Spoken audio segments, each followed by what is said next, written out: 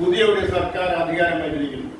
ഇന്ന് രാവിലെ 10 മണിക്ക് സത്യപ്രതിജ്ഞ ചെയ്ത് മുഖ്യമന്ത്രി അടക്കം 21 മന്ത്രിമാർ സത്യപ്രതിജ്ഞ ചെയ്തു.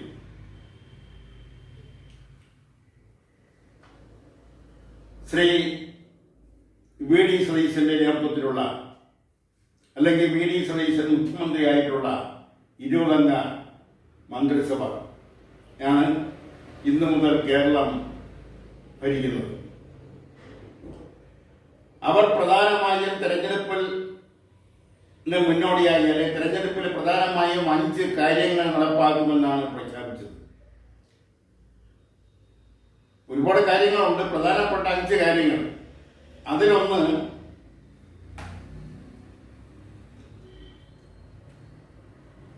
ക്ഷേമ പെൻഷൻ. ഇപ്പോൾ 2000 രൂപ വീതം ലഭിക്കുന്ന ക്ഷേമ പെൻഷൻ 3000 രൂപയായി വർദ്ധിപ്പിക്കും. അത് എന്തുകൊണ്ടും നല്ല ഒരു കാര്യമാണ്. ജീവിതത്തിന്റെ അവസാന നാളുകളിൽ മരുന്ന് വാങ്ങുന്നതിനും അത്യാവശ്യ ചെലവുകൾ നടത്തുന്നതിനും മാസം തോറും 3000 രൂപ സർക്കാരിൽ നിന്നും ലഭിക്കുന്നത് ആശ്വാസകരമാണ്. അതോടൊപ്പം തന്നെ ക്യാൻസർ പോലുള്ള മാറ രോഗങ്ങൾ പിടിപെട്ടവർക്ക്,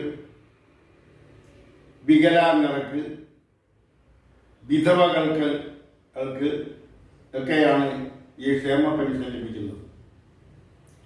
അത് 3000 രൂപയായി വർദ്ധിപ്പിച്ചത് ഈ സാമ്പത്തിക ഞെരുക്കത്തിലും ആ 3000 രൂപ വെച്ച് കൊടുക്കാൻ കഴിയുമെങ്കിൽ അതൊരു വലിയ ആശ്വാസകരമായ നടപടി തന്നെയാണ്. രണ്ടാമത്തെ പ്രധാനപ്പെട്ട കാര്യം വിവാദമായിട്ടുള്ള സ്ത്രീകൾക്ക്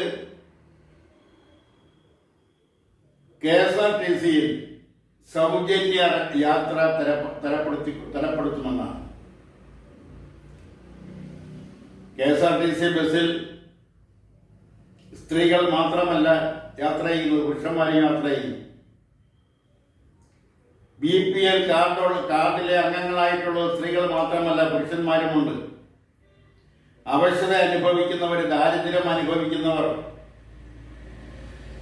സ്ത്രീകൾ മാത്രമല്ല പുരുഷന്മാരുമുണ്ട്.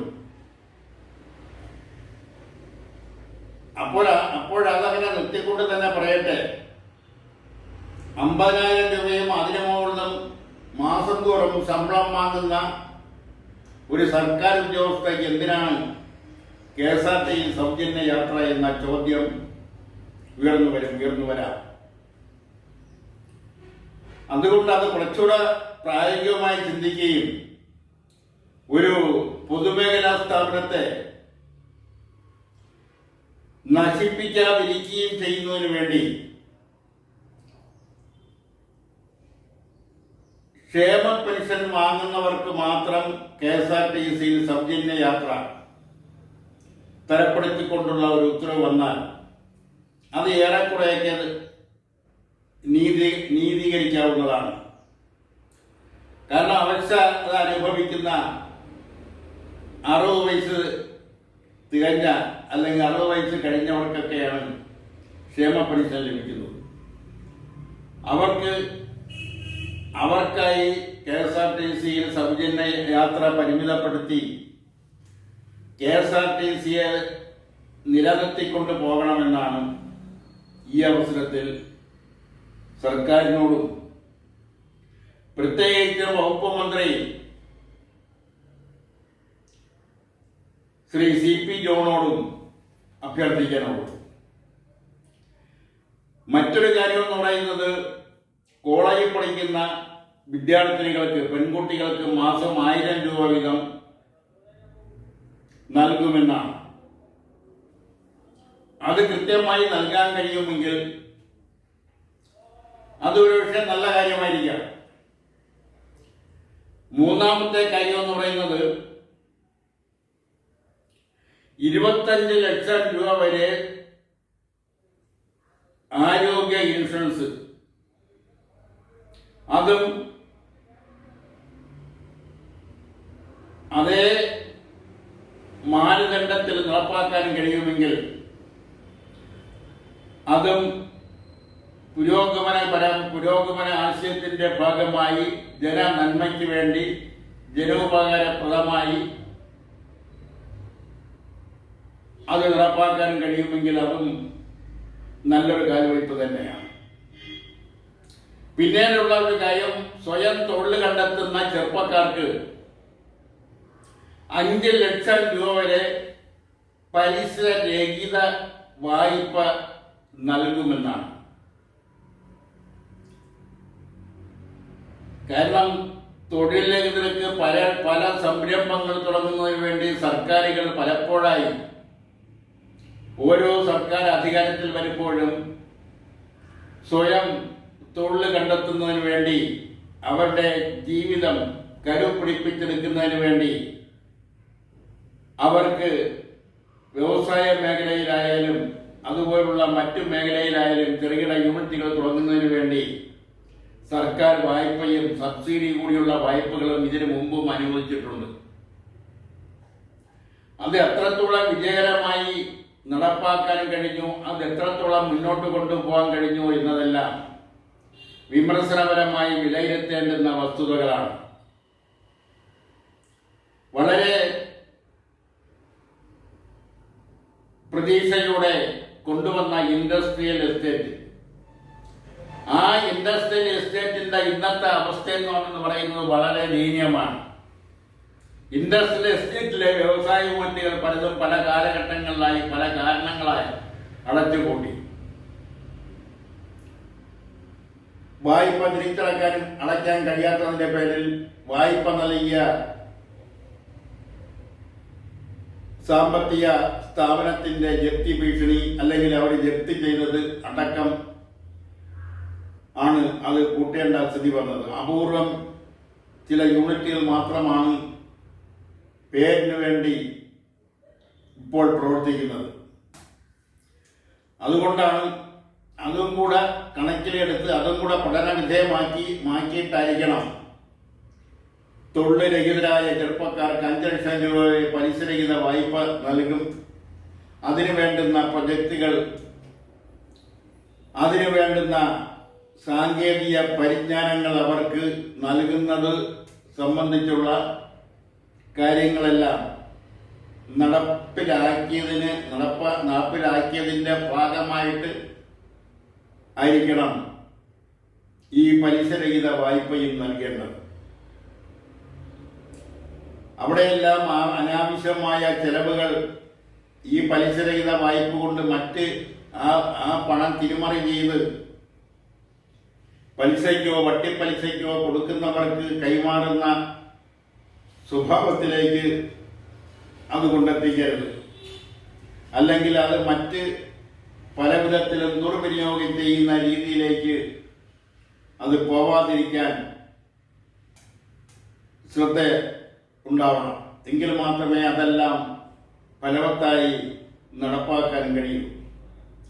ഇതെല്ലാം നടപ്പാക്കാൻ കഴിയുമോ എന്നുള്ളത് വരും ദിവസങ്ങളിൽ അറിയാം. അത്ര എളുപ്പമല്ല. സാമ്പത്തികമായി വളരെയധികം ഞെരുക്കം അനുഭവിക്കുന്ന ഒരു സംസ്ഥാനം. ആ ധനകാര്യ വകുപ്പിന്റെ ഇന്നത്തെ അവസ്ഥ എന്ന് പറയുന്നത് പല മേഖലകളിലും വളരെ ശോചനീയാവസ്ഥയിലാണ്. അത് ഇനി മുന്നോട്ട് പോകുമ്പോൾ ഉണ്ടാകുന്ന സാമ്പത്തിക പ്രശ്നങ്ങൾ അതെല്ലാം അപ്പോൾ പരിഹരിച്ച് മുന്നോട്ട് കൊണ്ടുപോവേണ്ടത് എങ്ങനെയെന്നതിനെ കുറിച്ച് കാര്യക്ഷമവും സുതാര്യമായ പഠനമാണ് ആവശ്യം.